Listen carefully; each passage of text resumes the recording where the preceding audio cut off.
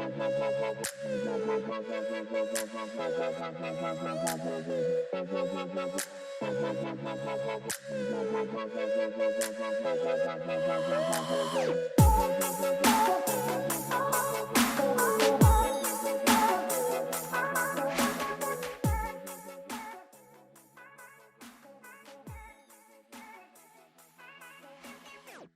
and welcome back to another episode of EssendZOOM Royals, where I'm joined by Nadja Edwards, member of our inaugural senior women's team manager for our under-9s, and obviously the daughter of club legend, former club president, Serg Turkovic. Welcome, Nadja.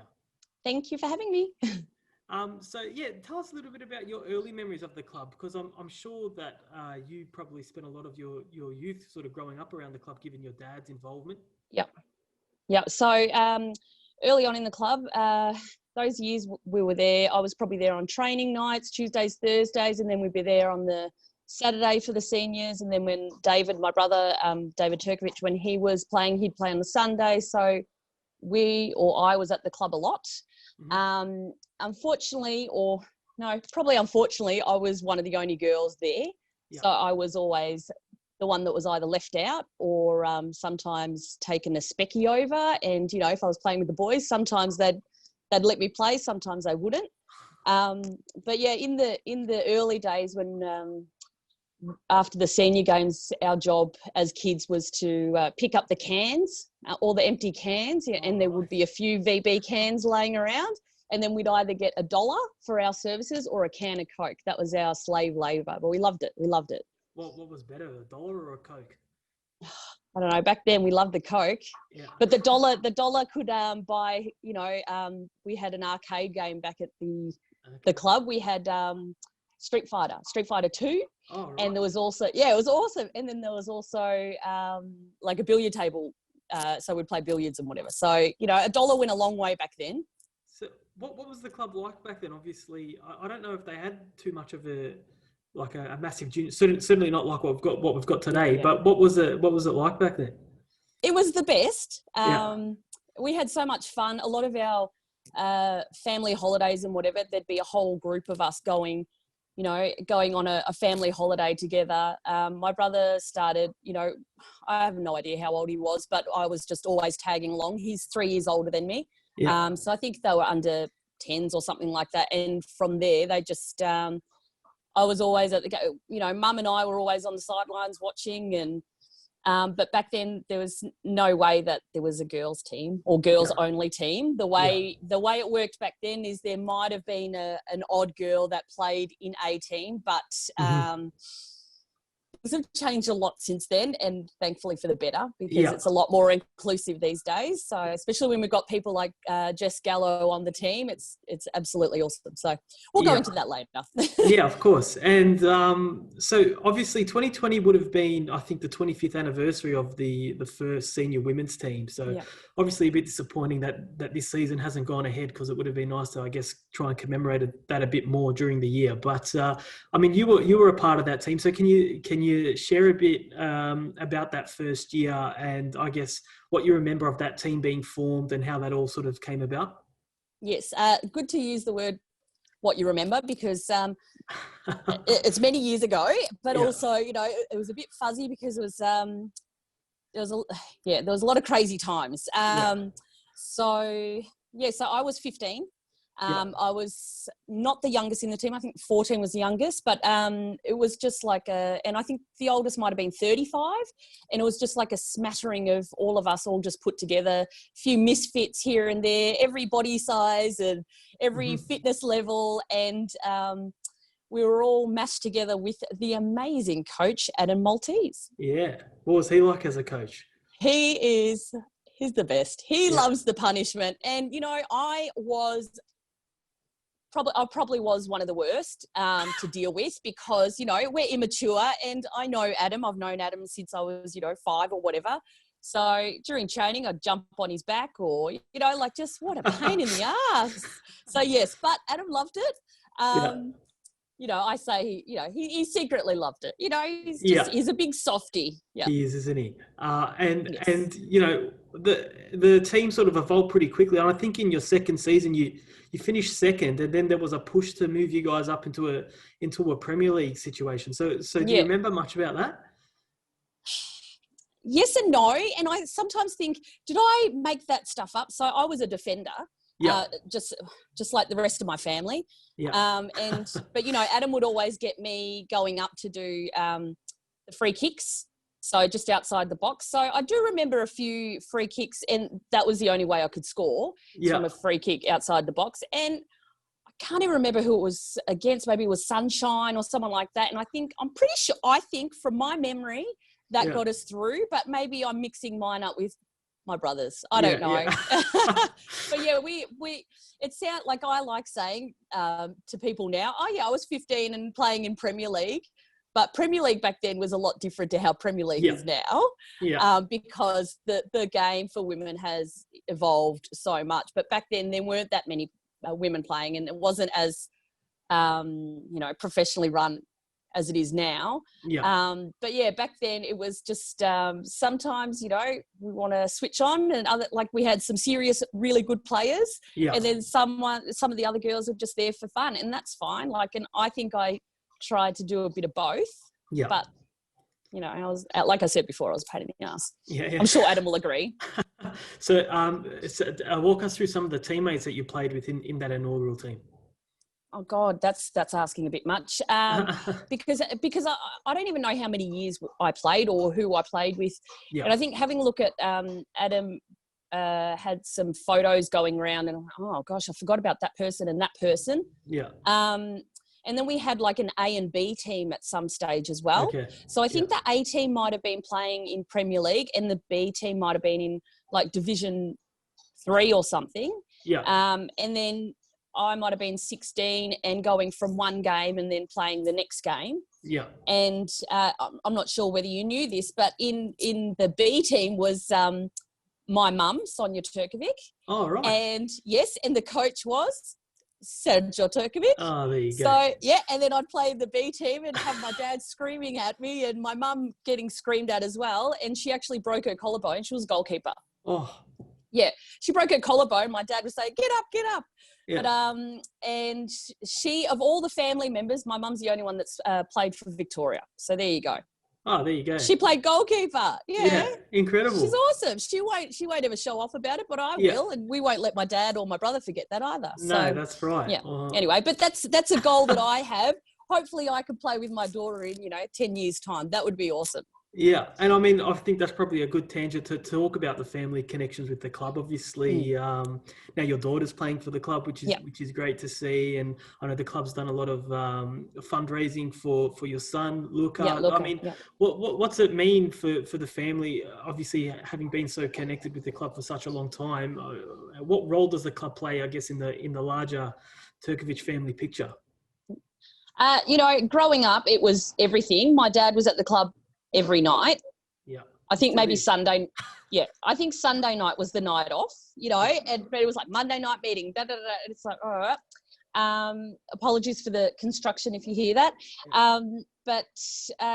Growing up, that was my life. And then when I was playing in the girls' team, the women's team, I started, when you're a teenager, you start getting over these things, and I started rebelling against football. So I kind of left the club a bit after a few years. And then I've come back now because, my dad's back, and I just love it. So there's a lot of people I've grown up with, and with my son. So my son, Luca, he's now 5.5. So he has an undiagnosed condition. He can't walk, can't talk. We thought we were going to lose him by the time he was 2 years old. So a few committee members, Mika Jacomi really got on board. Adam Maltese, as always, amazing. And the club got around, raising awareness and fundraising for mitochondrial disease, which is what they suspect he's got, but they still don't know what he's got. So he's okay. But those days, so that was, 4.5 years ago, where they had his first birthday at the club. And that just kind of reminded me about all these people, how much they meant to me, and I guess how much my family and my son mean to them. And, like my dad's the happiest man on earth, and he's the loudest man on earth. But I think that first year of Luca's life he was shattered. It's hard to watch, I guess, his grandson, my son, but, to know that you're probably not going to play soccer with him and probably not going to have a beer with him. So the fact that the club got around us 2 years in a row, we had his birthday there. I think we raised over the 2 years, I think about 25,000 or something like that for the Mitochondrial Disease Foundation. So it was just awesome. And just seeing so many people from the 80s and 90s that I hadn't seen. And yeah, it's just heartwarming. And now Liliana, my daughter Lily, she's in the under nines. So like me, initially when she started Mini Roos, she was the only girl amongst like 60 boys, but now it's come a long way. I know there's more girls. She's in a team last year. She was in the team. She loved it. And now she loves those girls, and she's moved up to under nines, and she's got Andrew Durante, and we still call him our coach, even though, FFA said he can't coach anymore. And I had to be team manager. I won't be coach. Yeah. I'll be team. I'm happy being team manager. Yeah. And what's that been like working with Drew? Obviously, it's been a really disrupted season, unfortunately. Yeah. But I'm lucky enough to be part of your little WhatsApp group, and it's just incredible to see, I guess, the impact he's had on the girls in such a short time. Obviously, the video you guys put together for him before the A-League returns was really lovely. Yeah. What's it been like having him around? He's awesome. He's so nice. He's the nicest guy.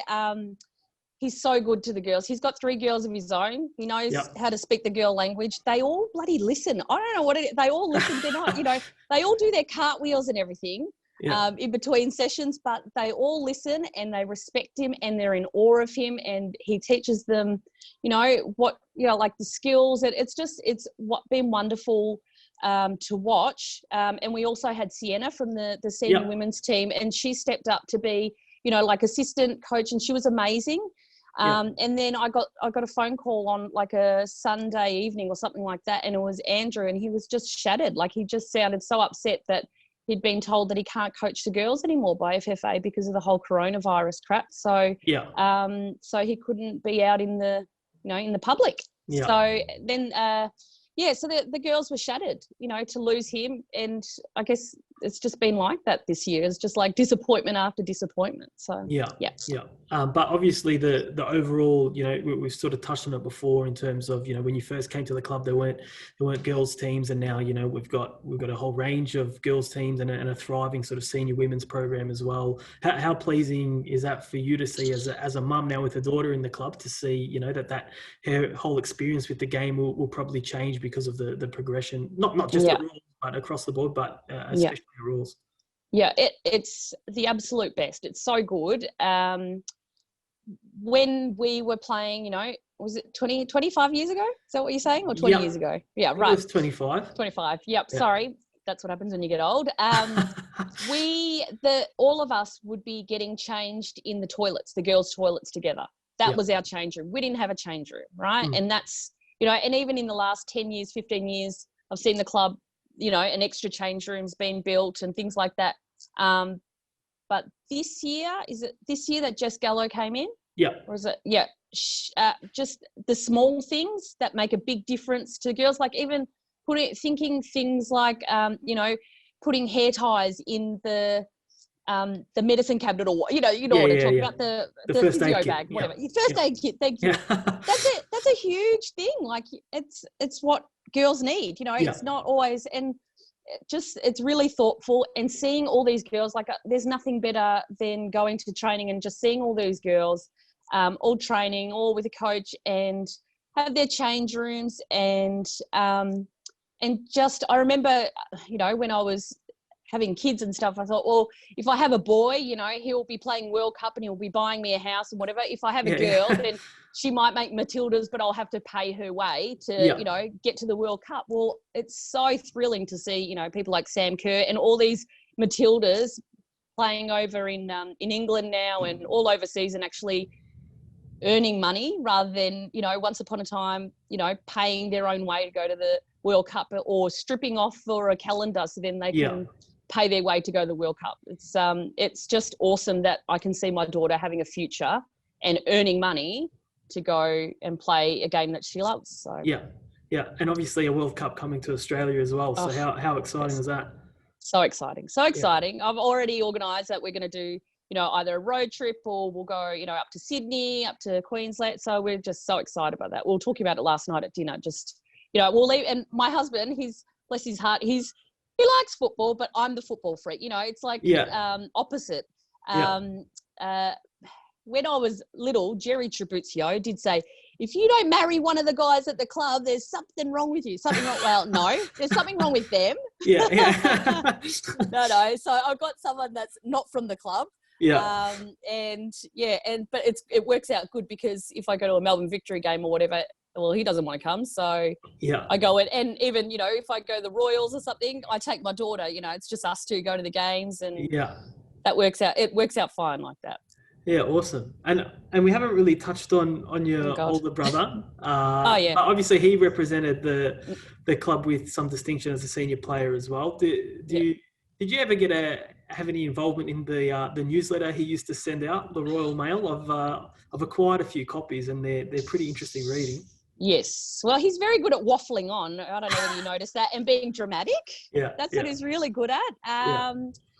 So, I used to go to all my brother's games, and yes, I definitely did read that newsletter, but I have a feeling it might have been in my head. I remember rolling my eyes a lot. So I think it was probably a time where we didn't really talk that much, because he couldn't deal with me and I couldn't deal with him. So yes, very dramatic. He's still got it though. I think if you get an email or two from him, then he's been getting into the comment section, and then he'll send me the Shepparton News or something like that, or the community Facebook pages, and sends me messages about that. He loves it. He loves that crap. Yeah. I had some interaction with him as a journalist in Shepparton, because he obviously fun. He was a coach when I was a writer up there, so it was small world getting to talk to him about our Royals connection. So that was always interesting. All right, Nadja. Well, thank you so much for joining us today and sharing a bit of your family history and your experiences with the club. Thank you for having me.